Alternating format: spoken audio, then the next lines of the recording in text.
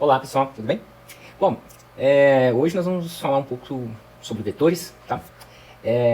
Vetores, assim como qualquer outro conteúdo aqui da nossa disciplina, é um conteúdo acumulativo, então requer que você tenha compreendido muito bem os conteúdos até o momento, né? Os conteúdos que a gente viu anteriormente.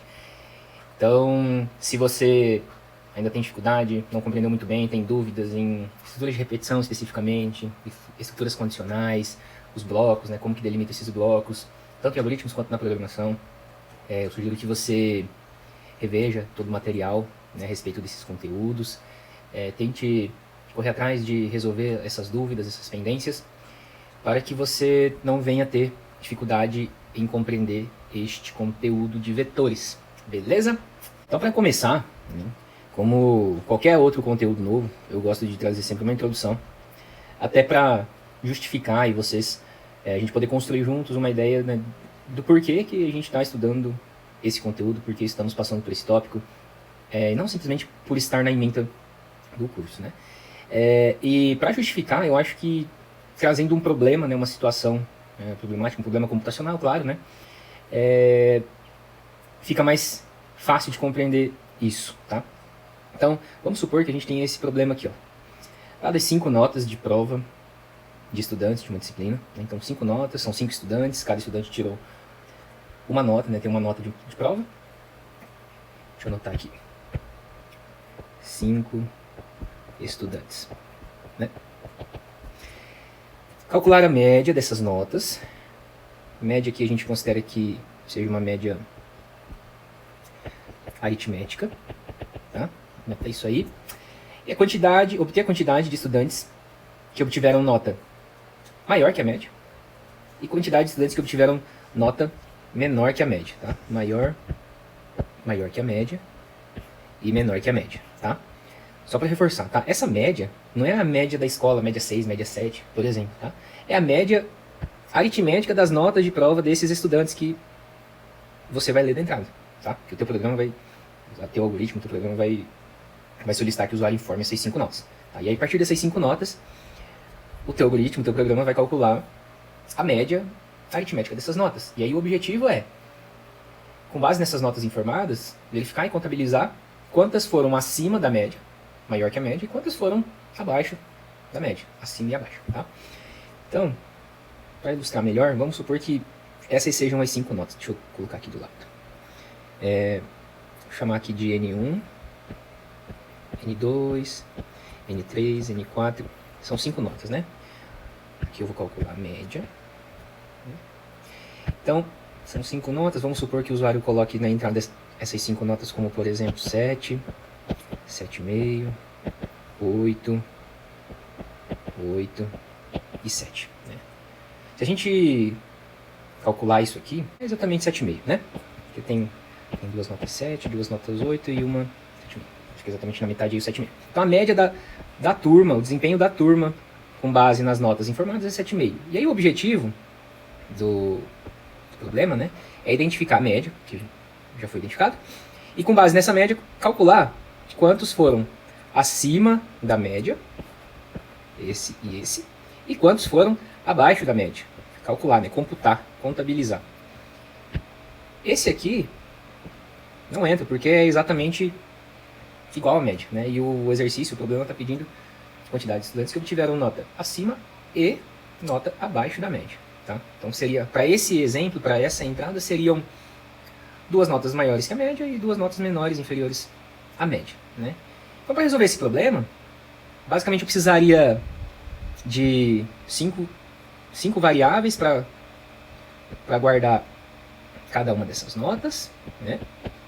Uma variável para talvez contabilizar e armazenar o valor da média, e talvez mais outras 2 variáveis para fazer justamente essas contagens aqui, 2 variáveis de característica contador, né? Então inicializo com 0 e aí a cada nota que eu encontrar que for superior, somo mais 1, ou inferior, somo mais 1. Né? Então 2 variáveis, uma para computar a quantidade de notas abaixo e outra para computar a quantidade de notas acima, né? Aí vocês vão falar assim, não, mas professor, eu posso colocar isso dentro de uma estrutura de repetição e aí eu preciso de uma variável só para ler a nota, porque daí eu leio, as 5 notas em uma estrutura de repetição, calculo a média, né? Só que aí dá problema, porque para eu fazer essa contabilização aqui, de notas acima da média e de notas abaixo da média, eu preciso especificamente, guardar todas essas notas aqui. Né? Porque concorda comigo que se eu fizer a leitura em uma única variável, por exemplo aqui, n, aí eu coloco uma estrutura de repetição para ficar lendo uma nota por 5 vezes, né? E aí ao final eu consigo, né, ao decorrer da estrutura de repetição, eu consigo calcular essa média, né, tudo mais. Só que para cada vez que, né, vamos supor que isso aqui está dentro de uma estrutura de repetição, tipo um enquanto aqui, tá? Enquanto e um fim enquanto, né? Aí aqui tem um leia n, por exemplo, né? A cada vez que o meu algoritmo ou o meu programa for repetir isso aqui, o que vai acontecer? Vai ler uma nota da entrada e guardar aqui, né? Quando chegar no fim da estrutura de repetição, o programa vai retornar para o começo da condição dessa estrutura, no caso, enquanto. E aí, cada iteração vai fazer com que seja lido um valor da entrada e esse valor seja armazenado aqui dentro da variável n, ou seja, a cada iteração eu vou estar perdendo o valor da nota que eu acabei de ler. Né? Eu posso até conseguir calcular a média aritmética das notas de prova dentro da estrutura de repetição, lendo as notas, e aí para cada nota eu faço uma soma, né? E no final eu divido todo mundo por 5. A média eu consigo. No entanto, para eu obter esses dois valores aqui, eu preciso ter armazenado todas as minhas notas. Eu não posso ter perdido nenhum desses valores aqui, porque se eu guardar em uma única variável, por exemplo, a primeira vez eu li esse valor 7. Na segunda vez, vamos supor que eu tenho uma única variável, o n, por exemplo. Para eu guardar o 7,5, eu vou precisar jogar fora o 7 para poder armazenar o 7,5. Da terceira vez, eu vou precisar jogar fora o 7,5 para guardar o 8. E assim sucessivamente. Então, para essa situação, eu preciso sim de 5 compartimentos, de 5 variáveis, para armazenar essas notas, para que de tal forma, após calcular a média, que eu consiga fazer essa contagem de quantos estão acima e quantos estão abaixo dessa média. Então tá, após termos raciocinado e construído essa ideia, né, minha primeira pergunta, né, como que a gente já viu até o momento, é possível resolver esse problema? Sim, né, exatamente dessa forma que a gente exemplificou aqui, né, e construiu juntos esse rascunho de solução. Então, com o que eu tenho até o momento, é possível, com as coisas que a gente sabe até o momento, que a gente aprendeu até o momento, é possível resolver esse problema. Ora, basta que eu tenha 5 variáveis do tipo real, para poder armazenar cada uma das notas. São 5 notas, então são 5 variáveis. Uma outra variável para calcular a média. 2 variáveis, menor e maior, para armazenar. Aqui essas variáveis elas vão funcionar como variáveis contadores, né?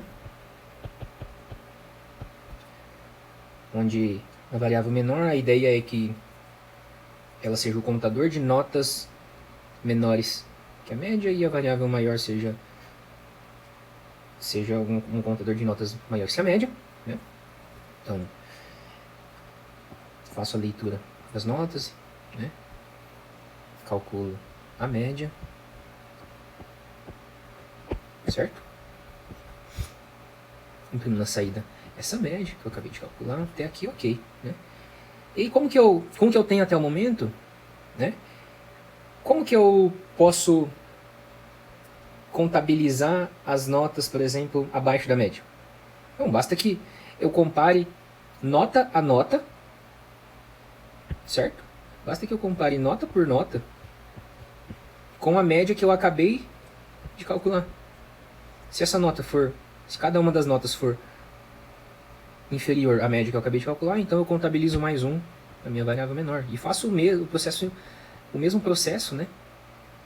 Só que para identificar as notas maiores do que a média. Então, posso fazer isso, né? Inicialmente a minha variável menor com 0, né, um contador. E aí para cada nota que eu li da entrada, eu verifico se essa nota está abaixo da média que foi calculada previamente. Se isso acontecer, então a variável menor recebe seu conteúdo mais um, né? Como se eu adicionasse mais uma gota de água dentro do meu copo que inicialmente está vazio, né? Essa é a função do contador, certo? E o mesmo processo eu faço para a variável maior. Inicializo ela com 0, comparo cada uma das notas que eu li da entrada com a média calculada previamente, certo? E quando essa nota for superior à média que eu calculei previamente, contabilizo mais um no meu contador de notas acima da média. Veja que são duas variáveis diferentes, né? O maior e aqui é o menor, certo? Por fim, exibo na saída a resposta, né? O que o exercício está solicitando, tá? E beleza, né? Conforme a gente já discutiu anteriormente, não teria como eu fazer isso com uma estrutura de repetição, porque eu preciso desses conteúdos, dessas cinco notas armazenados para que eu possa fazer essa comparação nota por nota com a média previamente calculada, né? Não teria como eu colocar isso dentro de uma estrutura de repetição como que a gente sabe até o momento, tá? Porque a ideia da estrutura de repetição seria basicamente tentar generalizar uma ou mais instruções, né, de tal forma que a gente coloque uma vez na estrutura de repetição e a estrutura de repetição, né, configure, estruture essa repetição para que essas instruções fiquem se repetindo por um determinado número de vezes, né? Essa é a motivação, né, de aprendermos estrutura de repetição. Só que nesse caso não há possibilidade disso. Talvez essa comparação, essa parte aqui, né, talvez como ela se repete, né, por 5 vezes, talvez isso aqui daria para colocarmos em uma estrutura de repetição. No entanto, essas variáveis, né, nota 1, nota 2, nota 3, nota 4, nota 5, não tem como a gente generalizar, porque elas são, né, contêm valores diferentes, né? E assim, a menos que eu peça para o usuário informar as notas, calcule a média, aí depois eu peço para o usuário informar as notas 2 vezes, né? Informe as 5 notas de novo, aí eu contabilizo quantos que estão abaixo da média, e aí depois peço para o usuário informar as notas de novo, né? Se eu estiver trabalhando com uma única variável e estrutura de repetição. Peço para o usuário informar 3 vezes as 5 notas, e aí fica inviável, né? Fica assim uma solução que pode resolver, mas aí talvez assim para o usuário, né, não fique assim tão fácil de utilizar, né, tão prático de resolver o problema, né? A ideia é que o usuário informe uma vez e a partir disso o teu algoritmo, o teu programa dê conta de processar todas as informações e devolver na saída o resultado. Bom, e diante disso, né, pessoal, um possível problema que a gente pode vir a enfrentar é se, por exemplo, ao invés de serem 5 notas, serem 5 estudantes, serem 10 notas, 100 notas, 100 estudantes, 1000 estudantes, né, notas de 1000 estudantes. Sim, né, aumentando a quantidade de estudantes, conseguimos implementar uma solução com tudo que a gente sabe. Porém, percebe que à medida que a quantidade de pessoas, de estudantes, para esse contexto, à medida que isso vai aumentando, consequentemente eu teria muito mais estruturas condicionais como essas, né, ao invés de 5 para comparar a média, eu teria que ter 100 para comparar a média, 1000 para comparar a média, né? O mesmo vale para nota maior que a média, né? A minha implementação, a minha resolução ficaria um pouco extensa e repetitiva, né? Tendo em vista, né, tudo que a gente já discutiu, né, não sendo possível implementar e colocar isso dentro de uma estrutura de repetição por conta dessas notas serem valores diferentes e eu precisar, não só para calcular a média, mas após o cálculo da média eu precisar acessar esses conteúdos, acessar essas notas para poder fazer essas verificações, né? Então, tem 2 fatores, né? O primeiro fator é que, similarmente, né, a motivação de estrutura de repetição, o primeiro fator é que, à medida que a quantidade de estudantes para essa situação aumentar, eu vou ter um número de instruções aumentando também, né? Além disso, o outro fator, eu teria o número de variáveis também aumentando. Ao invés de serem 5 variáveis, seriam 100, 1000 variáveis se fosse para, por exemplo, 1000 estudantes. Né? E, similarmente à estrutura de repetição, né, que tipo de problema eu poderia enfrentar tendo, por exemplo, 100 instruções, 100 estruturas condicionais como essa se repetindo ao longo da minha solução? Sim, por sermos nós que estamos, né, seres humanos que estão programando, criando soluções algorítmicas ou em linguagem de programação, estamos suscetíveis a erros, né, a erros seja de digitação, seja de sintaxe. Né? Eu poderia, por exemplo, uma pessoa ela poderia errar na hora de fazer referência a uma determinada variável. Imagina se tivesse 100 variáveis, né? Esquecer um parênteses, ou seja, estamos muito mais suscetíveis a erros e, além disso, o número de variáveis para essa situação iria aumentar. Né? E é mais ou menos nessa linha de raciocínio que esse conteúdo, vetores, acaba entrando, né? Porque as estruturas sequenciais, condicionais, já não seriam tão apropriadas para resolver esse tipo de problema, porque teríamos várias linhas repetitivas, né? Isso a gente consegue resolver com uma estrutura de repetição, propagando impossíveis erros e dificuldades de encontrá-los, e até mesmo se a gente precisasse fazer uma manutenção, realizar uma determinada alteração na nossa solução. Né? E além disso, a questão das variáveis. Né? Eu teria muitas variáveis para manipular ao longo da minha solução. E isso pode ser um problema